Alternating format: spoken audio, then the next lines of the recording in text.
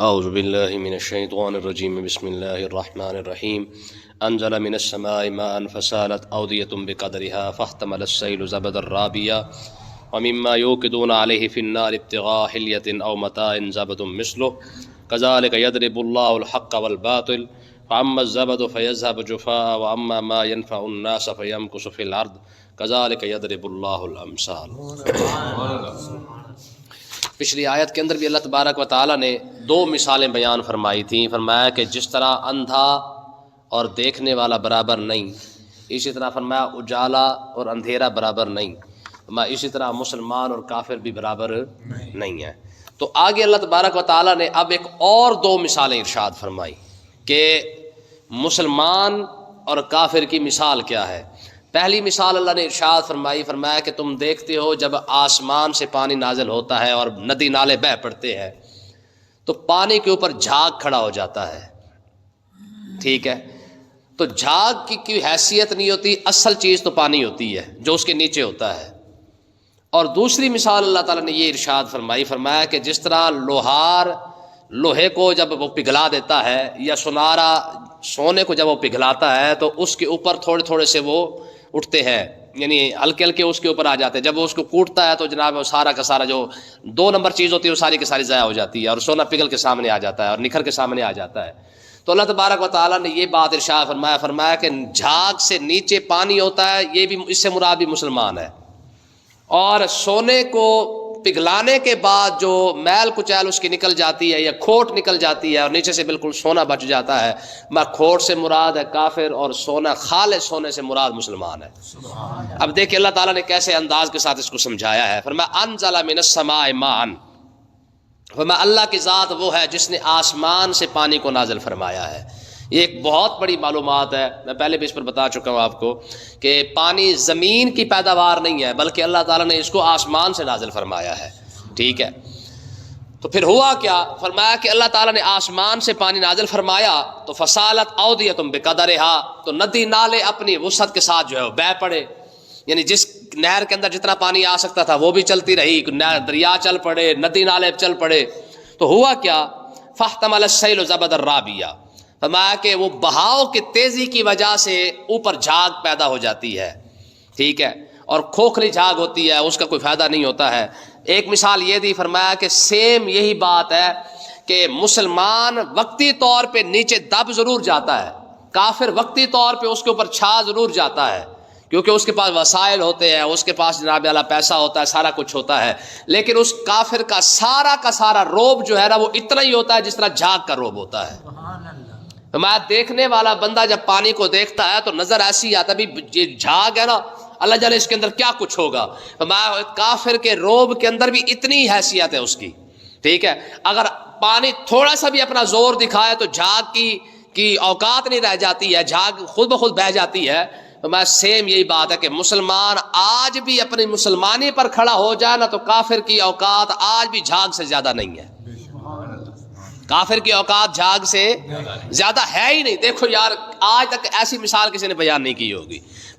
جن کافروں سے تم ڈرتے پھرتے ہو نا، ان کافروں کے اندر جتنا بھی تمہارے اندر جو آج تم ان کی غلامی کے اندر کھڑے ہوئے ہو، کبھی قرآن کھول کے دیکھو رب فرما کیا رہا ہے ان کافروں کے بارے میں۔ ان کے اسلحے پر نہ جاؤ، ان کے ملکوں پر نہ جاؤ، ان کے وسائل پر نہ جاؤ، یہ سارا کا سارا تمہارا لوٹا ہوا ہے۔ جانتے ہو ملکہ برطانیہ کے تاج کے اندر آج بھی جو ہیرا لگا ہوا ہے وہ ہندوستان سے لوٹا ہوا ہے۔ یہ اتنے بڑے چور ہیں، آج بھی ان کے پاس جو وسائل ہیں، آج بھی لندن کی آپ ان کی وہ جو ہے نا میوزیم جو بنے ہوئے ہیں، عجائب گھر جن کو ہم کہتے ہیں، ان عجائب گھروں کے اندر آج بھی ہندوستان سے بر صغیر سے لوٹا ہوا سارا کا سارا مال وہاں پہ پڑا ہوا ہے۔ آپ کے خطوطے وہاں پہ پڑے ہوئے ہیں، مخطوطے وہاں پہ پڑے ہوئے ہیں۔ کہنے کا مقصد یہ ہے کہ کتابیں وہ یہاں سے چوری کر کے لے گئے۔ آپ حیران ہو جائیں گے کہ ایک وقت وہ بھی تھا کہ یورپ کے اندر نہانا سب سے بڑی دہشت گردی تھی، وہ لوگ نہاتے بھی نہیں تھے۔ یہ پرفیوم کیوں ایجاد ہوئے ہیں؟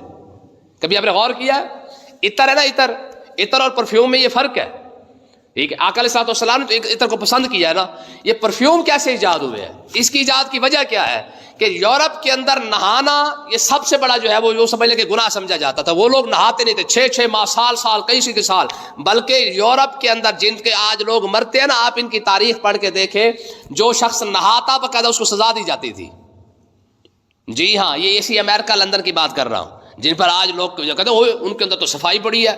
ٹھیک ہے، آپ جس دور کے اندر لندن، امریکہ، کینیڈا، برطانیہ، جن کے اندر جب نہانا جرم تھا نا، اس دور کے اندر بھی مصر کے اندر جو ہے وہ علماء نے لکھا ہے، فرمایا مصر کے خالی جو باہر روشنیوں اپنا راستوں کو روشن کرنے کے لیے اس وقت بھی 14,000 سے زیادہ شمعدان جلائے جاتے تھے. جب یہ ان کے غسل خانوں کا ان کو پتہ نہیں تھا، جب ان کو باتھ روم کا بھی پتہ نہیں تھا، مصر کے اندر تب بھی 5,000 باتھ روم باقاعدہ باہر بنا دیے گئے تھے لوگ پورے کے پورے شہر کی خاطر. بات سمجھ آئی کہ نہیں آئی ہے؟ لوگوں کو پتہ کوئی نہیں ہے. ہماری ہر چیز وہ چوری کر کے لے گئے ہیں، ہر شے انہوں نے چرائی ہے. کتابوں کو چرایا، ہمارے جناب پیسے کو چرایا، ہمارے خزانے کو چرایا. تیل تو آج بھی امریکہ لوٹ رہا ہے، آج بھی امریکہ تیل لوٹ رہا ہے. یاد رکھے، جہاں پہ امریکہ حملہ کرے گا وہ اس کو دہشت گرد بناتا ہے، لیکن حقیقت یہ ہے کہ وہاں سے وہ تیل چوری کرے گا، تیل چوری کر کے وہاں سے لے جائے گا. ٹھیک ہے جی. عراق کے اوپر حملہ کیا، بہانہ کیا بنایا کہ جناب وہاں پہ دہشت گردی ہو رہی ہے، وہاں پہ ایٹم بم بن رہا ہے، لیکن وہاں سے سارا تیل نکال کے لے گئے. ٹھیک ہے جی. سعودی عرب ان کو اپنی حکومت کی پڑی ہوئی ہے، تیل تو آج بھی سعودی عرب سے امریکہ جا رہا ہے. ٹھیک ہے جی. آپ کا ترکی کا وہ رجب طیب اردگان، وہ بڑی قرآن کے پاک کی بڑی خوبصورت تلاوت کرتا ہے، لیکن اسرائیل کو تو آج بھی وہ تیل فراہم کر رہا ہے. ٹھیک ہے جی. کہنے کا مقصد یہ ہے کہ یہ یاد رکھے، مطلب یہ کہ مسلمانوں کے اوپر کیا گیا، مسلمانوں کو یہ سمجھایا گیا کہ بھائی یہ ساری دہشت گردی ہو رہی ہے، اور اندر کھاتے مسلمانوں کے جتنے وسائل تھے وہ سارے کے سارے لوٹ کے لے گئے.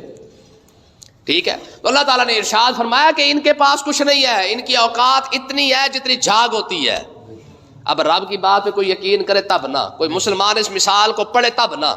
تو اللہ تعالیٰ نے ارشاد فرمایا کہ ان کے اسلحے، ان کی دیکھیں نا، مجھے آپ بتائیں یار کہ آپ شروع کی تاریخ پڑھ کے دیکھ لیں، آج تک پڑھتے آئے، ہمیشہ کفر تعداد میں اور اسلحے میں زیادہ ہوتا ہے.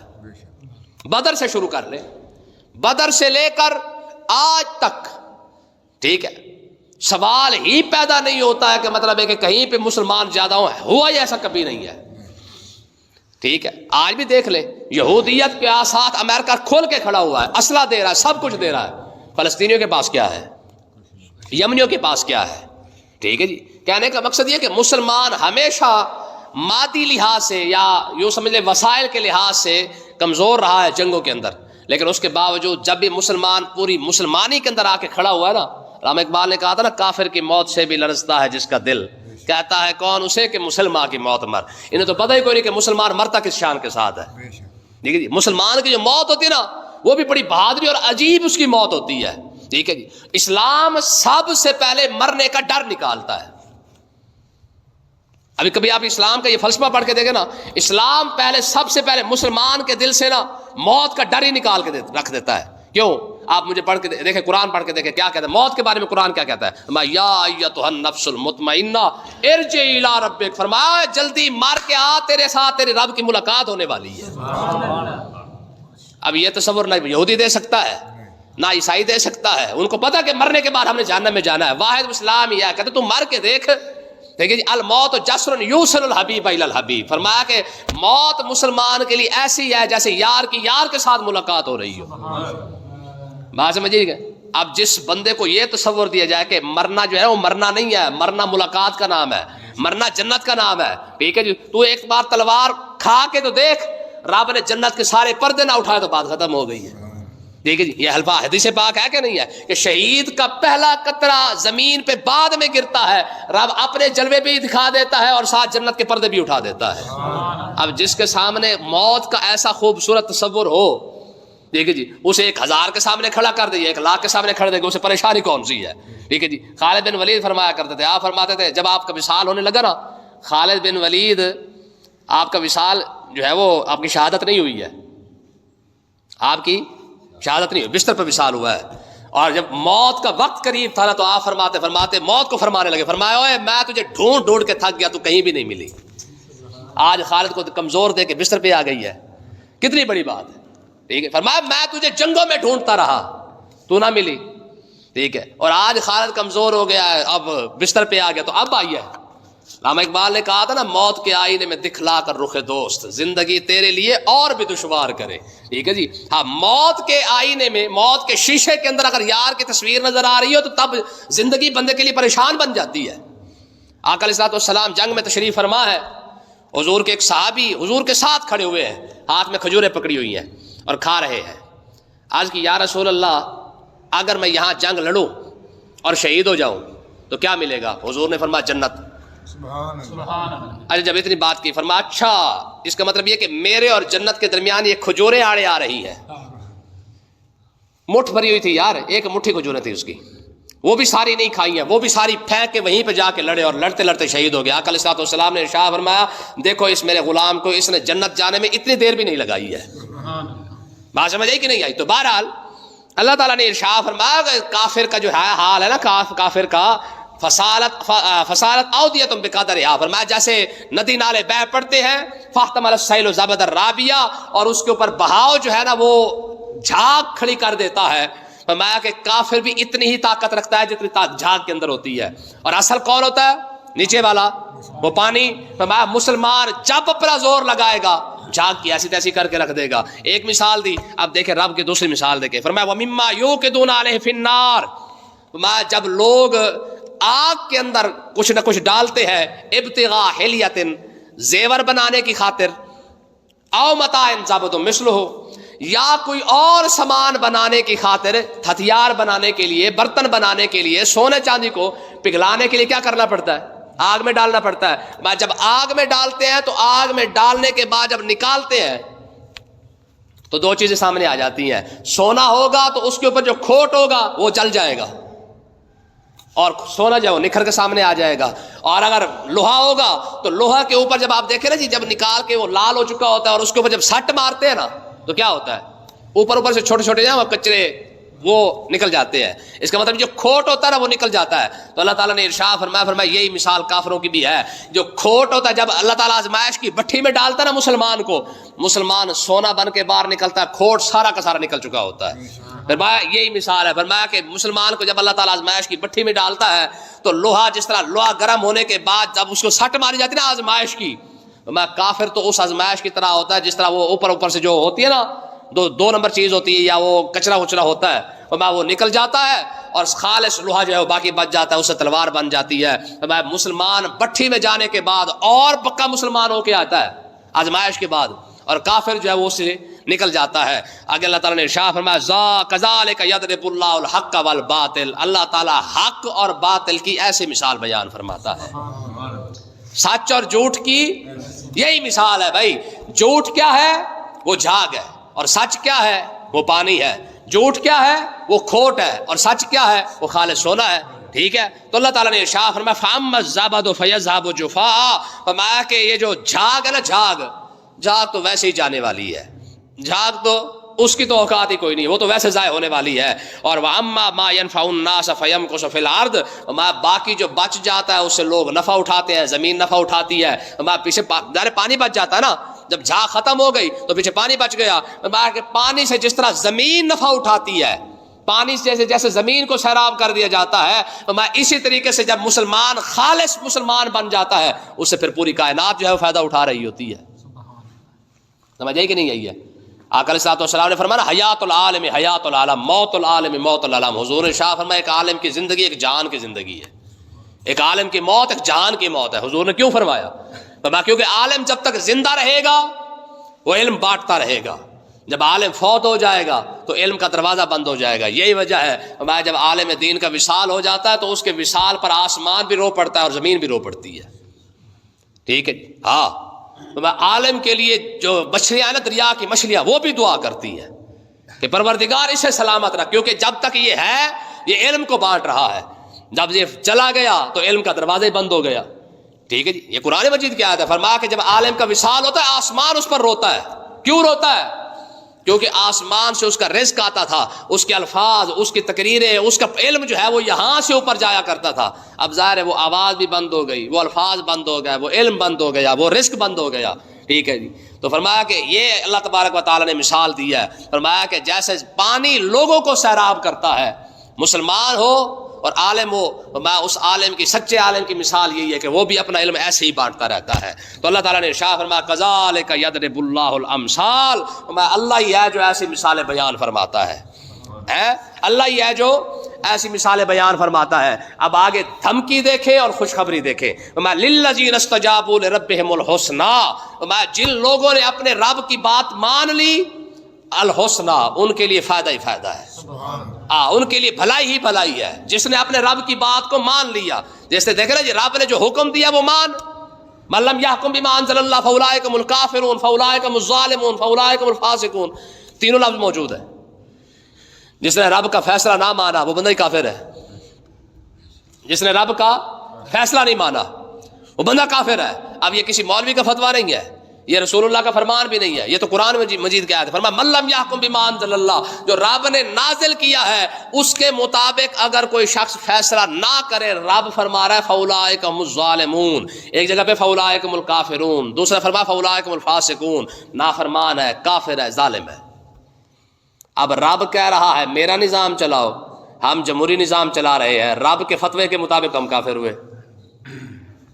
من لم یحکم بما انزل اللہ، جو رب نے نازل کیا اس کے مطابق فیصلہ جو نہیں کرتا، فاولئک هم الکافرون، وہ کافر ہے. اب اس لحاظ سے اب دیکھا جائے تو یہاں پہ تو نظام جمہوریت ہے. رب فرما رہا ہے میرا نظام نافذ کرو، میں نے جو تمہیں قرآن دیا اس کے مطابق جو ہے وہ اپنی زندگی بسر کرو.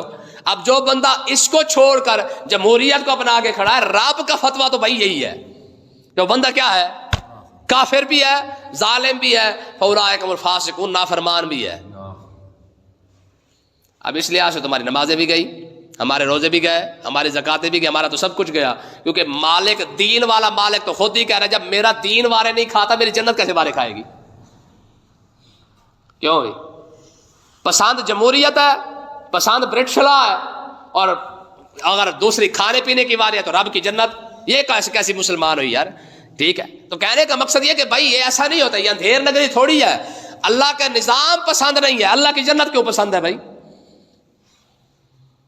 گل سمجھ آ رہی کوئی نا؟ رب کا نظام پسند نہیں، رب کی جنت وہ پسند ہے.